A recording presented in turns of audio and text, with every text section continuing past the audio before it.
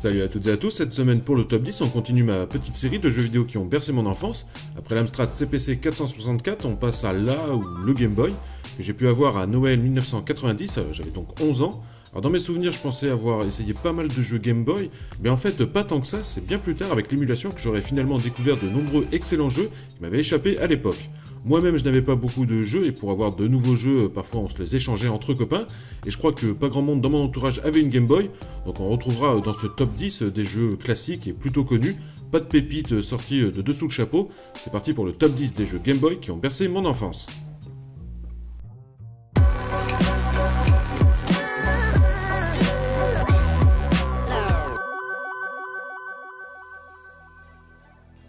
Numéro 10. On commence avec le jeu F1 Race, un petit jeu de Formule 1 sorti en 1991, développé et édité par Nintendo, un portage d'un jeu sorti 6 ans plus tôt sur la NES. On retrouve donc un jeu sans grande envergure, proche d'un pole position de Namco, une dizaine de courses, des niveaux de difficulté et des personnages Nintendo qui apparaissent en fin de course, tels que Luigi, Mario, Peach, Samus Aran, etc.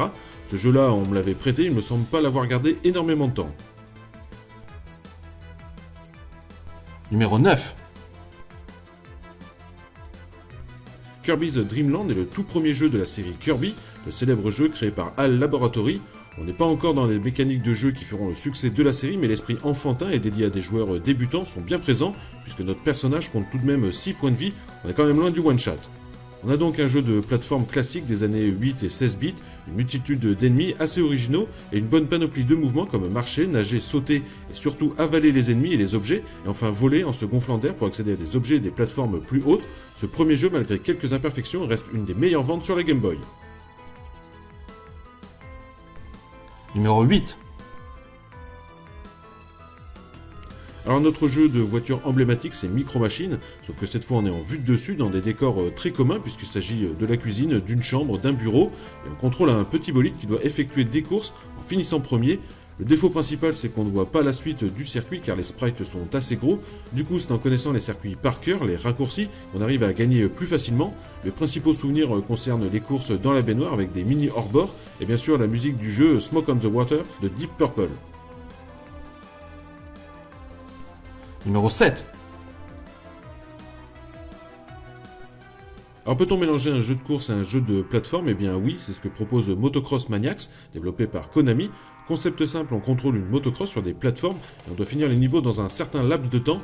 Alors contrôle simple, avancer et freiner, on peut utiliser de la nitro, des items sont aussi présents pour gagner du temps, aller plus vite, avoir de meilleurs pneus et obtenir des barils de nitro indispensables pour certains passages. Seulement 8 circuits dans ce jeu, ce qui donne une durée de vie super courte. Le chronomètre permet d'essayer de battre ses propres records, faut juste pas éteindre la console pour les garder en mémoire. Numéro 6. Une valeur sûre maintenant avec Super Mario Land, le premier épisode de la série sorti sur Game Boy, titre de lancement de la console. Il faut toujours un Mario quand on sort une console, c'est la devise de Nintendo. Jeu de plateforme par excellence, Shigeru Miyamoto n'y participera pas, c'est pour cela qu'on retrouve un univers un petit peu différent des jeux Mario habituels, même si le gameplay reste très similaire, avec des passages de shoot'em up en sous-marin et en avion. Très gros succès pour Super Mario Land, une des meilleures ventes sur la Game Boy. Numéro 5. Un petit jeu de foot maintenant avec Super Kick-Off, un jeu que l'on m'avait prêté, j'étais dans ma période foot, avant de dériver à vie vers le basket. Super Kick-Off est sorti sur toutes les consoles de l'époque, de chez Sega et Nintendo. Il s'agit en fait d'un portage de Kick-Off 2 qui était sorti sur ordinateur. On retrouve donc un jeu de foot en vue de dessus avec des graphismes vraiment pas terribles, très peu d'animation et un gameplay ultra simplifié. Vraiment pas un jeu inoubliable, mais bon, comme j'y ai pas mal joué, alors le voici dans ce top 10. Numéro 4.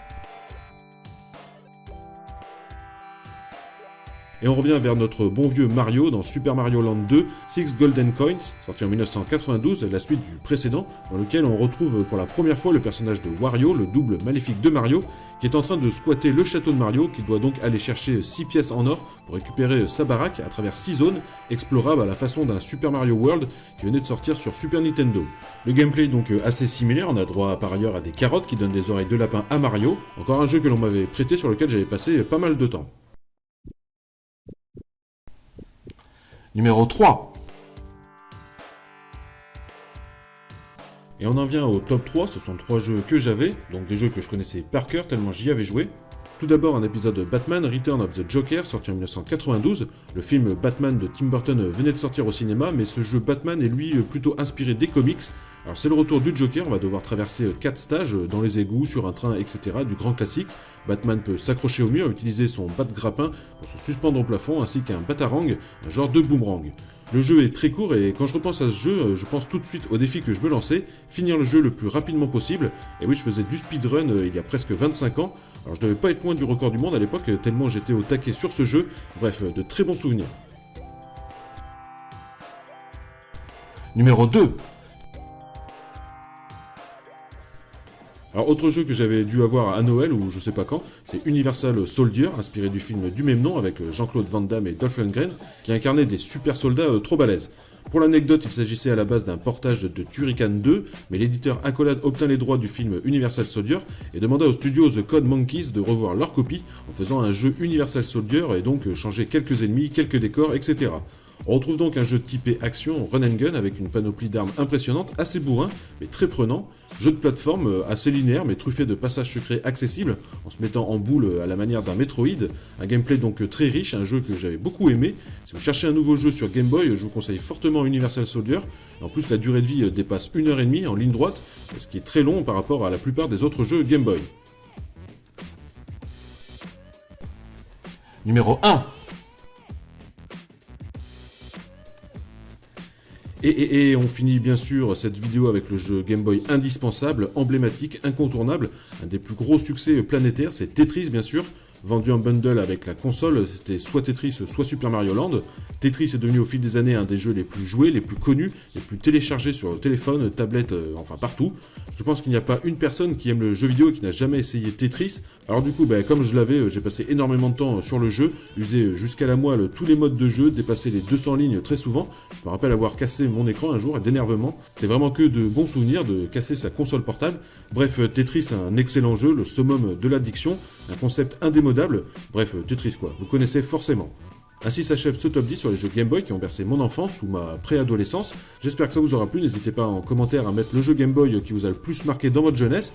Alors ce qui est bien avec le Game Boy, c'est qu'avec les différentes Game Boy, Color, Pocket, Advance, on est nombreux à avoir posé les mains sur cette petite console de Nintendo qui révolutionna quand même le marché des consoles portables à travers le monde. Merci à tous de me suivre, on se retrouve très vite pour une nouvelle vidéo sur ma chaîne. A bientôt, ciao.